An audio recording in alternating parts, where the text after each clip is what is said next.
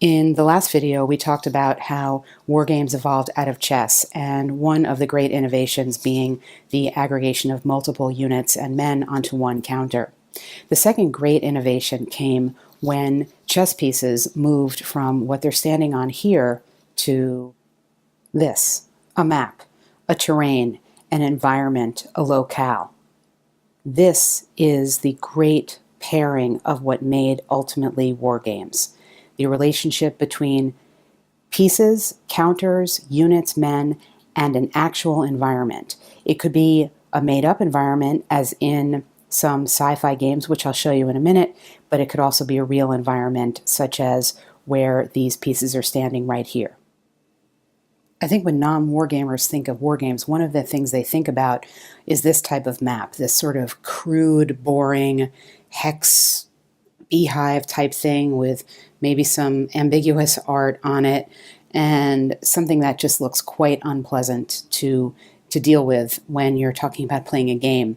Or maybe something like this that has a really almost childlike rendering of a map on it.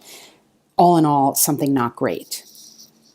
It's possible too they think of something like this, which is admittedly more colorful, but also kind of scary. I mean, look at all this stuff here. What the heck is that? And why would you want to play a game on it? Maps serve many different purposes in wargames aside from simply providing a terrain and a location for the action. It's important to think of them as almost a component, a piece, an active piece of the game. So for example, taking a look here at this map, just as an example, we can see that once we understand the game, this map is going to denote not only the starting position of the person or the side that you're playing. This is a solitaire game, by the way, but it also indicates in these blue areas the different values of this part of the map versus here and what you need to do to win the game. On the right side of the map, just looking over a little bit this way, all of these charts and tables, which may be of some concern to you, provide a roadmap for how the game plays. It's not just a sequence of play, but that is here too. It is an explanation of how the other side moves, because this is, as I said, a solitaire design, so the other side is moving as a sort of AI device. You just need to work out what they're going to do following these rules, and so on. The combat procedure is outlined here. So everything you need to play the game is here. There's a track here for some elements in the game that determine how well or how poorly you're doing.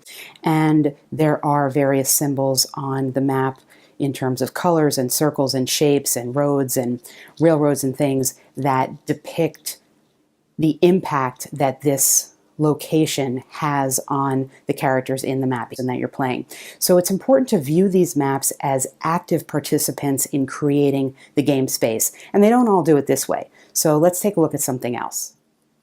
Here's a detail from a game where the map itself is relatively open and empty because it allows the player to use these hexes by placing certain counters on them to create a new game world each time the game is played. It's pretty cool, and it really is evocative of a deep space game. You know it's a deep space game right now, even without knowing anything about the game beyond just looking at this map. We're looking here at a detail from an absolute classic war game from the early 80s, and I want to show this to you because it is a good illustration of one of the things that is common to almost, but not all, of the wargame maps, and that is the terrain chart. So what we have quite simply is an indication here of the various terrain on the map, and in this case there's a picture of the woods hex, and you can see here's an example of the woods hex. Here is a picture of a road hex, and all the way up here you can see the road hex, and so on. One thing that's interesting in this game, we've got actually three different levels of clear hexes, levels 1, 2, and 3, and levels 2 and 3 are depicted in this detail area here, and so on. The reason this is important is because the terrain features come into play in different ways in different games with the counters, with the men that you're using or the units that you're using. And this is true in pretty much every single game. Even space games sometimes have ways of depicting effects of the atmosphere, as it were. The interplay of the terrain and the counters is a big factor in terms of how the game works. By the way, it can also affect combat and cover. So for example, in this hex here, this crest hillside hex we're shown here, and also these level 3 and level 2 hexes that we have, these are coming into play when you do combat in this particular game. So in effect, you can hide, and there are off the screen here, there's, for example, a stone building that has a window, there's wooden buildings with doors. All of this realism is played into the game through this chart and the way. So here we are with another terrain chart from a different game, and I just want to zoom in and show you exactly how effective the terrain chart can be in explaining how the game works. This is a sci-fi game, and it explains to you not only what the terrain is, so we've got clear, we've got bridges, bamboo, bogs, flooded, etc., but also how MP stands for movement point, what the effect on the two different sides of the people in this game is. So in this game, you're playing the Marines and you're fighting these sort of alien vermites that come, and there are different effects for the terrain. So for example, if the Marines are walking on a road or in a building, they only have to expend half a movement point, but if the vermites are there, they have a full movement point. So another thing that may be on a map is the perhaps dreaded combat results table, or CRT. This is an example of one, unfortunately, somewhat poorly printed right here in the crease of the map. But this may be on the game as well. And I think my overall message here in terms of these charts and graphs that are on the map is not to fear them, and to realize that they are, once you know the game, actually like useful player aids in terms of playing the game, and you won't have to refer back to the rules because all the information that you need is right there. Maps in wargames can be beautiful and depict something very real. They can be much plainer and depict something completely made up, like this spaceship. They can look fairly simple and depict a simple game, or they can be much more complicated and indicative of the complexity of the game they're in. The scale of wargames can vary widely, so much so that you can have something so local as to depict individual cows and wagons and barbed wire pieces on a map, to something so large that it depicts an entire empire.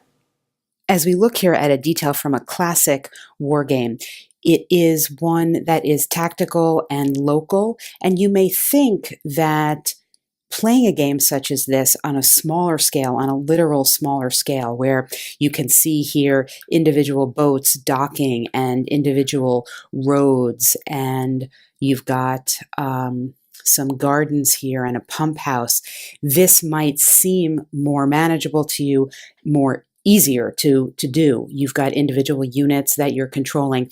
But what can happen, and what I would caution you about and urge you to look at rules carefully before you buy, is that the more tactical games can end up having some very detailed rules. So for example, in this game, you have rules about how to place a detonation, how to fight in a building, how to fight out of a building. There are searchlights that impact what you can do. It all gets very detailed. It's an excellent game. It borders on almost a simulation of this actual historical conflict, but it is not for beginners. In this much larger scale strategic game that takes place in an entire area of the country, we see that by necessity a lot is abstracted. So even the movement here is not hex-based, it's point-to-point movement, and certainly the water movement is much less granular just by necessity. So it is important to consider the scale of the game as a factor when thinking about how easy or hard the game may be to play as an introductory level, and not necessarily assume that because something is more tactical, more man-to-man, it is necessarily easier. Maps in wargames are dynamic, they're not static, and the message of this video is to treat them as such, to look at them as an active component of the game, look at their complexity, look at the scale, look at the information that's depicted, and include that in your understanding of the game just as much as you do an examination of the counters, for example, because it really is the dynamics between the map and the counters that make the game.